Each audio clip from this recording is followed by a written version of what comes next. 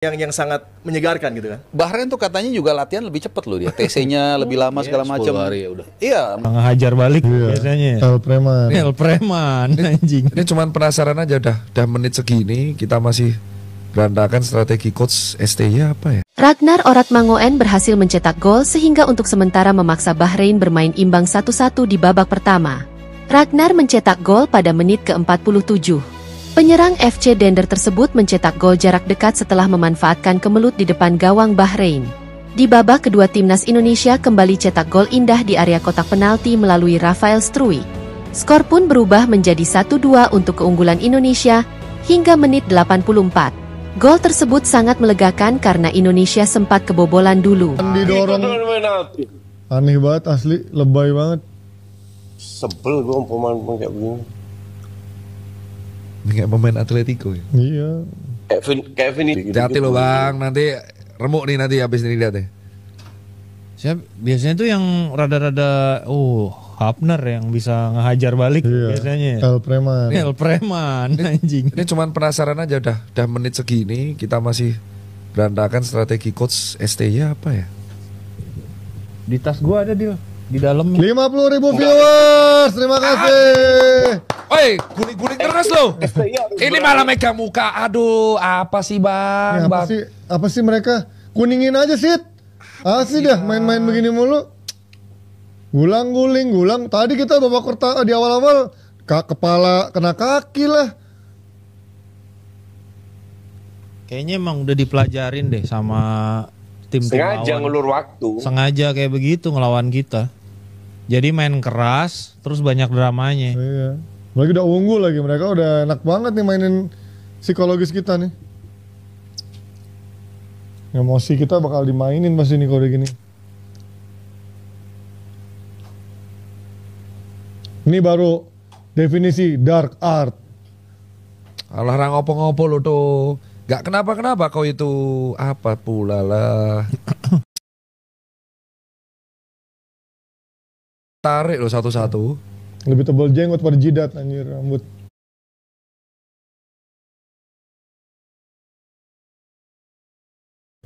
Tadi di awal-awal 10 menit kerasa bukan main.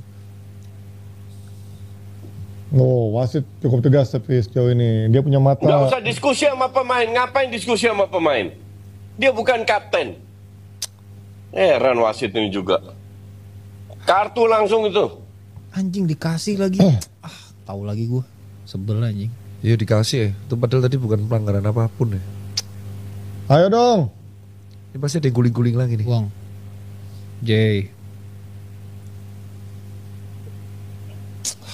Aduh. Kan guling lagi. Aduh. Tutup harusnya kelemar anjing. Ayo guling-guling, ayo tampar juga nih. Ini pasti ada guling-guling lagi nih. Gila Haye. Ini dua anak emasnya. Nggak jelas dua pemain ini.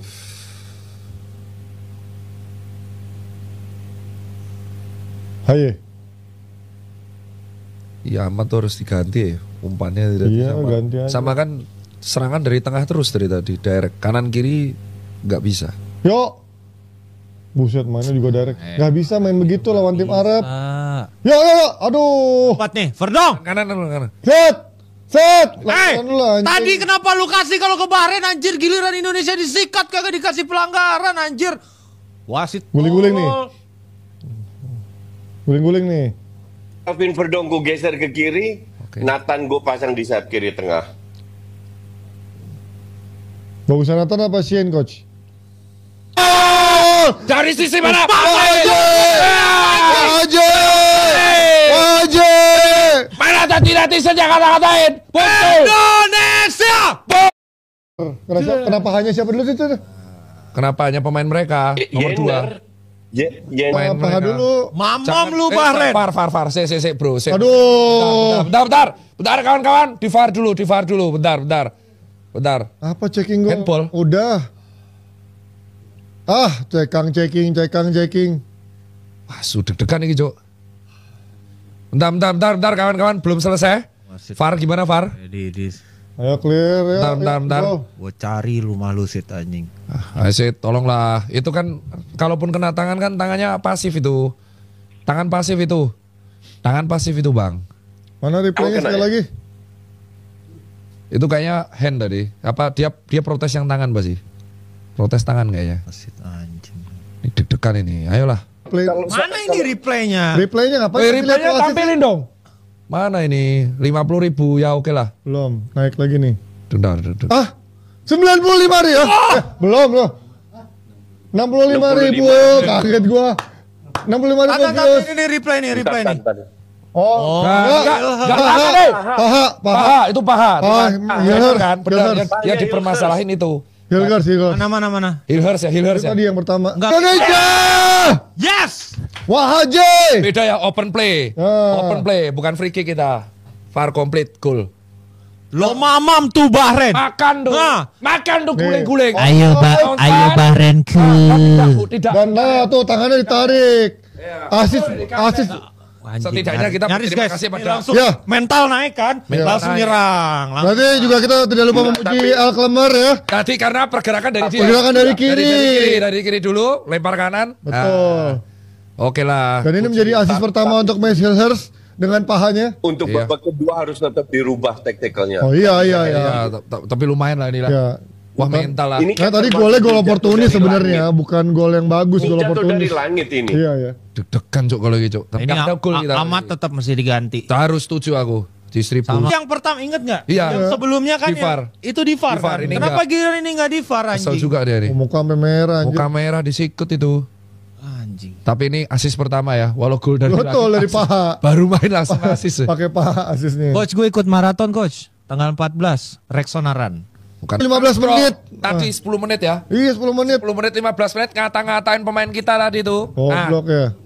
Kalau tadi kan rata-rata optimis, itu yang ngata-ngatain kalah lu, terus tiba-tiba dia ngomong STO, awas kau. Ada yang bilang kita baru bagus dikit udah terlalu euforia berlebihan. Apalah kau. Gimana berlebihan? Susupan itu. Gak ada Netizen yang ngatain, sini gak ada yang ngatain. Sini Oke. masih optimis. Ya, tadi gol dari Waji. Ragnar Oramaun mampu menyamakan skor menjadi satu-satu memasuki turun minum ya. Amat gue yang harus ingin ganti, ingetin Mas. kalian. Tim Brunei bahwa kita punya chance bertandang ke Bahrain dan juga Tiongkok dengan harapan bisa meraih 2 kemenangan. Jadi ini jadi satu hal yang sangat menyegarkan gitu kan. Bahrain tuh katanya juga latihan lebih cepat loh dia. TC-nya lebih lama segala macam. 10 hari ya udah. Iya, mereka kan pasti ngintip-ngintip juga kan, nggak mungkin nggak. Bahkan di waktu drawing Karena di hampir semuanya main di Liga Bahrain kan. Iya, mereka semua dan di Liga Bahrain, just for information, itu nontonnya gratis ya, nggak bayar tuh. Gue baru tahu tuh. Gratis. Dan timnas pun besok kalau dia orang Bahrain nonton di Bahrain tuh mereka gratis. Gitu. Jadi agak sedikit tricky, dan kalau stadionnya udah penuh katanya ditutup. Gitu. Makanya fans tuh besok harus datang lebih cepat. Jadi balik lagi soal persaingan di grup. Jadi Bahrain bukan nggak ngelihat, bahkan di drawing di Kuala Lumpur kemarin, gue interview 3 kubu. Graham Arnold, dia bilang oke, gue tahu tim nasional lu lagi develop. Kemudian dari China, Branko Ivankovic, dia agak gini lah, bukan agak gini, overconfident, tapi sebenarnya gue tahu itu busuk timnya.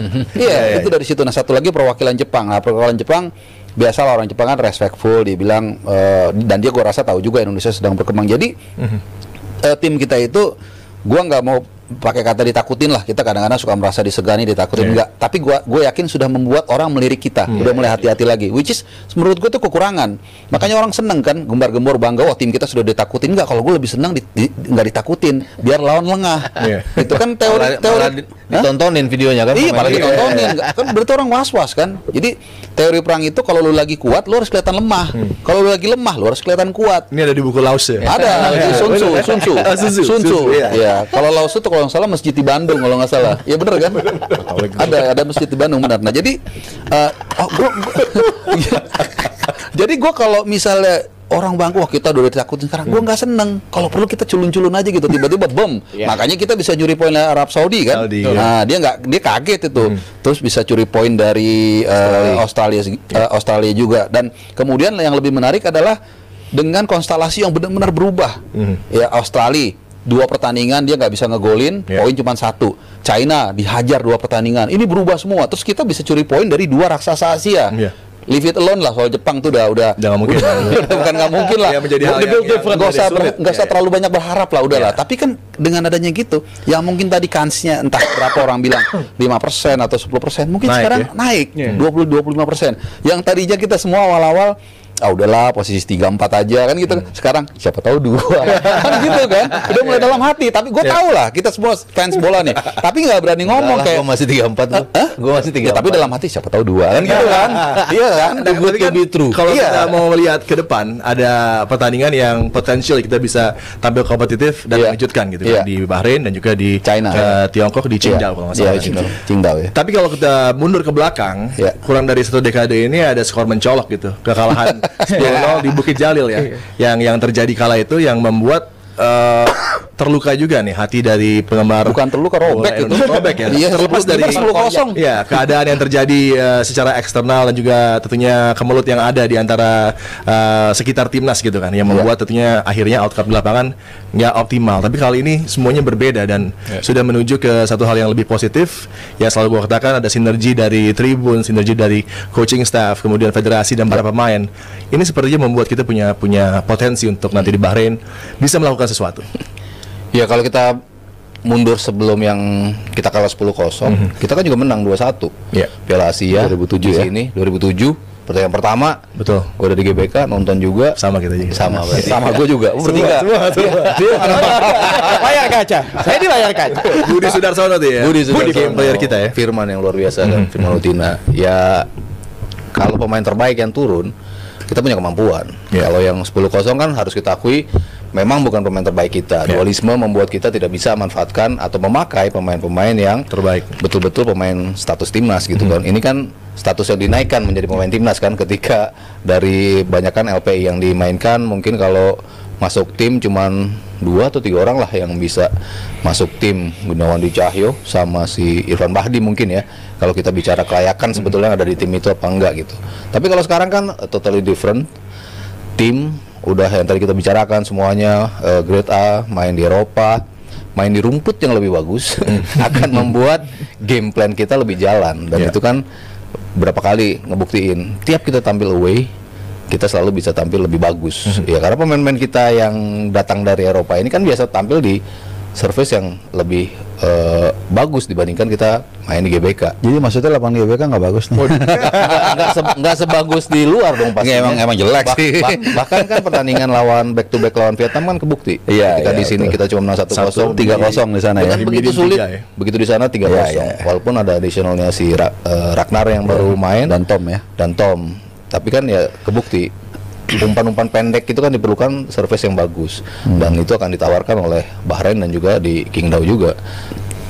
Gue sih lebih melihat positif lah ya. Walaupun mungkin ya nggak menang lawan Bahrain, imbang pun gue rasa itu sebuah hal yang nggak perlu kita sebel juga gitu kan. Sebelumnya kan kita masih orang mereka dua-duanya peringkat di atas kita kok. Realistically speaking kan sebetulnya kita nggak otomatis menang juga harus lawan mereka gitu. Walaupun ya Sintayong kan selalu matok 6 poin nih lawan dua tim ini dan dia kan selalu mematok something yang di luar ekspektasi publik gitu. Kayak U23 ya. U23 dia bilang semifinal. Orang kan ketawa kan semifinal. Ternyata benar kan? Ternyata benar bisa tembus semifinal. Harusnya dibilang final ya. Final gitu. Main di Paris harusnya gitu. Nah, Bahrain ini adalah tim yang di grup ini bisa bagus banget ketika mereka off the ball, main away di Gold Coast menghadapi Australia, bisa mencuri kemenangan gitu kan. Tapi ketika main di kandang bisa di-dismantle juga sama Jepang karena automatically mereka akan tampil lebih positif membawa bola gitu kan dan lawannya adalah Jepang. Ini menjadi Jekyll and Hyde bagi Bahrain gitu kan. Dan gimana cara mereka besok dengan kekuatan yang ada, dengan roster mereka untuk bisa mengantisipasi paket kejutan yang akan ditawarkan oleh Sinteyong. Sebenarnya pertandingan besok ini agak tricky ya buat dua-duanya gitu. Kayak kalau gue bayangin dua-duanya gue nyerang apa bertahan ya gitu. Gitu. Karena kita kan juga agak lebih pede kan dong dengan sekarang gitu kan. Indonesia kalau start sekarang front foot 10 menit awal kalau bisa ada gol itu yang terjadi misalnya lawan Saudi. Hampir lawan Australia dengan 2 chance yang ada termasuk Sandy Walsh gitu kan. Ini hal yang juga sangat berbeda gitu dari tim-tim kita sebelumnya yang kalau main away ada kekhawatiran justru low block. Tapi waktu lawan Saudi sih emang 10 menit 15 menit pertama tuh sangat shaky ya. Bukan shaky. Itu gue sangat menantikan lu jangan kebobolan dulu waktu itu ya. Gue dijarah juga bukan sombong nih Mas Aryo. Jadi kayak lu harus ada. Pokoknya kemarin enggak? Enggak. Kan di sini Qingdao. Luar biasa. Iya, nah, jadi kayak oke ini our biggest game in history against Saudi kan. Jadi kayak kalau lu nggak lu kebobolan 15 menit, mungkin moral lu akan naik. Walaupun secara materi kita nggak kalah kan. Tapi kalau lu udah kebobolan awal lu langsung gue masih yang dulu kayaknya deh gitu. Ternyata berhasil, bahkan kita golin duluan walaupun akhirnya 1-1, it's good, gue nggak apa-apa. Nah, sekarang dengan rangkaian kita bisa lawan Australia 0-0, dengan kita bisa curi poin dari Jeddah 1-1, dengan materi tambahan Hilgers, harapan kita naik. Mungkin juga agresivitas Sintayong juga akan naik kan. Apa gue nanti lawan Bahrain agak nyerang ya kan gitu kan. Cuman kan maksudnya kita bukannya nggak dominan juga di atas Bahrain lah gitu ya. Kalaupun nggak mau dibilang sejajar atau di bawah, Bahrain juga gitu. Gue dominan, gue bisa ngalahin Australia 1-0 lawan Indonesia. Tapi ntar dulu, Indonesia ini kan beda yang dulu nih. Gue nyerang apa bertahan nih. Jadi ini akan tricky nih. Jadi menurut gue perbedaan nanti akan dibedakan dengan hal-hal yang kecil ya. Ini mungkin alasan yang sering kita dengar, tapi gue yakin seperti itu. Jadi dua-duanya nih sama-sama saling tunggu ya, saling tunggu. Dan faktor lapangan tadi juga sangat mempengaruhi. Tapi yang jelas menurut gue kalau kita kaitkan sedikit dengan trauma 12,5 tahun lalu itu, gue masih inget banget itu tahun kabisat kejadiannya 29 Februari ya kan. Itu gue nggak pernah lupa karena tahun kabisat 29 Februari kan tepat sekali. Betul.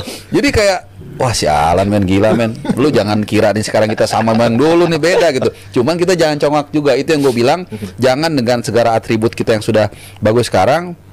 Ya, gue nggak mau bilang ngajarin Sintayong sih. Cuman lu tetap harus humble aja, hati-hati, tetap relax. Kalau perlu kita memanfaatkan nafsu dia untuk menyerang gitu. Kita kan pasti ada harapan dong. Wah, kita udah bagus nih, hajar aja dari awal. Ya, hati-hati juga. Bahrain tetap Bahrain. Apalagi mereka akan tampil sebagai tuan rumah. Meskipun dari kabar terakhir 2.200 tiket itu sudah sold out. Dan nanti akan ada ini juga sedikit informasi. Itu bukan koreo ya. Bendera itu selebar 10 meter. Gue udah ngobrol tuh sama orang itu. Namanya Ilham Jamaluddin, dia orang diaspora dari Bahrain. Gue bilang, bang ini 10 meter emang sengaja bang, kenapa? Nah di dikibarinnya tanggal 10 bulan 10 juga. Buat kita pernah buat balas kalah ya? Buat ngebalas kekalahan. Mungkin kita juga pernah kalah 10-0. Niat gimana nih kok bisa kebetulan? Bener juga bang, saya baru sadar gitu. Nah jadi dengan semuanya atribut yang ada, kita tetap humble, kita tetap main sesuai dengan kapasitas kita. Kalau gua 1 poin dari Bahrain gua udah happy. Tapi ya dalam hati siapa masalahnya banyak yang bilang 3 poin gitu kan. Kalau kita di sini pasti akan bilang 1 poin dari Bahrain. Tapi di hati yang dalam kalau bisa 3. Nah, kalau Sabto melihatnya, apakah Bahrain tricky dan gimana nih situasi di lapangan tengah Indonesia? Apakah Tom Haye akan bersama dengan tadi Nathan Cho atau ada Liano Reinders yang akan main di sana, atau justru tetap dengan Nathan Cho dan Ivan Nianer, atau seperti apa? Ya ini betul tricky ya. Maksudnya pemilihan pemain pun menjadi hal yang sangat tricky buat kita gitu kan. Kita bicara belakang aja cukup kontranya banyak juga kan, yang mau Ridho main apa enggak gitu kan. Apakah di situ mending Jordi Amat, apakah Hilgers akan tampil di sisi tengah, Itses ke kanan, Jordi Amat di tengah. Itu kan juga banyak yang membicarakan seperti itu gitu. Cuman kalau gue untuk komposisinya mungkin paling firm memang belakangnya seperti itu. Rizky Ridho, Jay Itses dan juga Hilgers di posisi back. Sandy Walsh di kanan atau Asnawi, Verdong udah pasti di posisi itu. Nah, berapa kali kesempatan gue bilang jangan-jangan Jordi Amat dipanggil untuk jadi posisi tengah defensive midfielder. Iya, susah juga Mas Aryo. Karena ini pemain yang menurut gua punya switch play yang luar biasa, bola-bola jauh yang mungkin one of best di timnas kita, yang bisa pindahin dari kanan kiri dengan bola-bola panjangnya, itu kan bisa dibutuhkan juga di posisi itu. Lalu pasangannya dengan Tom Haye di posisi tengah. Ya mungkin kalau secara natural Jenner atau Joaon yang di posisi itu, yang berapa kali selalu dimainkan kan seperti itu.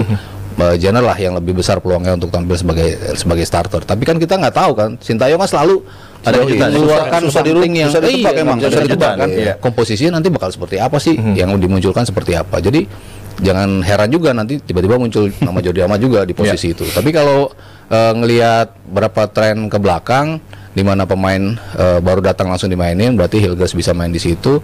Di kanannya bisa jadi juga Eliano langsung tampil di posisinya Witan gitu, di posisi paling kanan. Sementara depan pasti Strike sama Oret Mangun udah nggak tergantikan ya, dua di posisi depan dan juga kiri. Kalau Martin Paes sendiri dengan sempat cedera, katanya udah oke. Ya. Tapi apakah akan mengambil risiko Sintayong untuk memainkan Martin Paes yang mungkin level fitnessnya tidak 100%, tapi ini laga yang krusial gitu kan. Dan di bench masih ada Nadeo, masih ada Hernando gitu, yang punya shout untuk bisa masuk sebagai pilihan utama. Nah ini info A1 nih ya. A1. Jadi kemarin ada statement lah, gue nggak usah sebut dari sumbernya, tapi intinya dibilang Martin Paes sudah latihan. Dan memang kita udah lihat lah fotonya latihan. Dan kedua, mudah-mudahan Paes baik-baik saja. Oke, berarti dia sudah bisa main tapi belum full fitnessnya. Kira-kira seperti itu. Kan dibilang. Iya, mungkin hari ini kan nambah dong jadi 75. Itu kan kemarin. Besok mudah-mudahan jadi 85 atau 90, which is siapa tuh cedera lagi jadi 45. Jangan dong. Jangan dong. Kita harus positive thinking. Nah, jadi asumsi gua mungkin dia 85% besok sudah pulih, which is 85% dari kemampuan Martin Paes menurut gua tetap perlu di sana. Jadi bukan hanya soal keberadaan ada Martin Paes di belakang, tapi kepedean dari pemain depan ini penting. Yang kedua soal ini belakang. Ini seperti yang tadi kita sepakat, Sintayong itu memang agak susah ditebak. Nah, gua agak sedikit beda dengan tadinya gua mau setuju tuh dengan line up yang ditampilkan teman-teman. Tapi gini, gua nggak setuju di CB kiri. Kenapa? Karena Sintayong ini sangat menggabungkan CB kaki kiri. Karena memang kalau kita lihat berapa kali gue ngeliat langsung hanya satu pemain yang emang gue lihat itu ketika di Piala Asia 23. Kalau kita CB kiri, kaki kiri itu enak. Body shape-nya ketika kita cover orang, ketika kita di pressing, ketika kita mau back pass ke kiper, atau ketika kita defense atau build up macam-macam, itu lebih enak. Dan Sintayong sangat mengagungkan CB kaki kiri setahu gue. Jadi kalau gue versi gue adalah Jahitse sudah lah ya, kita semua satu Indonesia sepakat di tengah, udah pasti. Nami Silgers ini di kanan. Nah, CB kiri menurut gue bisa jadi Verdong di sana. Verdong? Iya. Jadi bukan Shane Patinama ya? Shane Patinamanya left back atau dua orang itu. Mungkin Shane Patinamanya CB kiri, Verdongnya kiri. Verdong walaupun secara postur nggak terlalu tinggi, tapi dia pertama punya natural kidal, natural kaki kiri. Kedua, orang sering lupa bola atas dia itu bagus loh. Bola atas dia bagus, timing jumpingnya bagus. Jadi kalau nggak salah lawan apa gue lupa gitu ya. Dia pokoknya berkali-kali dia tuh menghalau bola, meng-clearance bola itu bagus, timingnya pas banget. Jadi ini yang gue lihat. Nah di tengah kita naik ke tengah. Tom Haye kalau menurut gue kalau dia tidak ada masalah itu pasti main. Dan dia kemarin di Almer City main full 90 menit. Berarti fisiknya nggak ada masalah. Bahkan waktu wawancara, waktu ditanyain soal timnya dia agak merengut kan. Karena kalau kita lihat terutama ketika lawan Twente itu bagus banget mainnya men, cuman bapuk depannya, nggak kelar-kelar. Dan jadi team of the week waktu itu. Iya kan 8,1 di SofaScore aja 8,1, keren banget umpan-umpannya. Terus steal bolanya juga oke. Nah, cuman pasangannya ini ada tantangan dua. Gua nggak bisa pastiin sih antara Nathan Chowan atau Ivar Jenner. Tapi kalau kita bicara realistis harusnya Ivar Jenner. Gue setuju dengan Mas Aryo. Kenapa? Karena Ivar Jenner ini rutin main di reguler main di Young Utrecht. Dia hanya absen sekali itu pertandingan pertama setelah international break kemarin. Setelah itu dia selalu rutin. Nathan Chowan agak terpinggirkan. Dia ini sekarang di Swansea ini pilihan ketiga. Setelah Timen dan juga Kyle Naughton. Dia jarang banget main. Nah, itu yang menjadi catatan. Secara personal gue sebenarnya suka ngelihat gaya Nathan main di DM bagus. Cuman dia nggak punya regularitas. Nah, ini yang menurut gue mau nggak mau dalam tanda kutip Ivar Jenner yang ditaruh di sana. Untuk yang lainnya gue setuju Rafael Strike, kemudian Ragnar udah pasti lah ya. Sama satu lagi siapa, Witan Sulaiman itu. Dan kita harapkan tentunya kalau ada chance baik itu Witan, Strike bisa golin nih, termasuk juga Ragnar gitu kan. Untuk prediksinya Sabto, ini laga yang kalau kita bilang imbang sudah bagus, tapi kenapa nggak 3 poin? Berarti prediksi berapa? Kalau gue sih melihat imbang dengan gol sih. Imbang dengan gol. Either one 1 sama, 2 sama, imbang tapi dengan gol. Oke. Moga-moga tapi salah ya. Moga-moga menang kan? Kan bener kan? Moga-moga menang kan? Pasti ya gitu. Pasti. Itu kan moga-moga. Tapi kalau ditanya realistis kayaknya seri deh, seri. Alfa sendiri.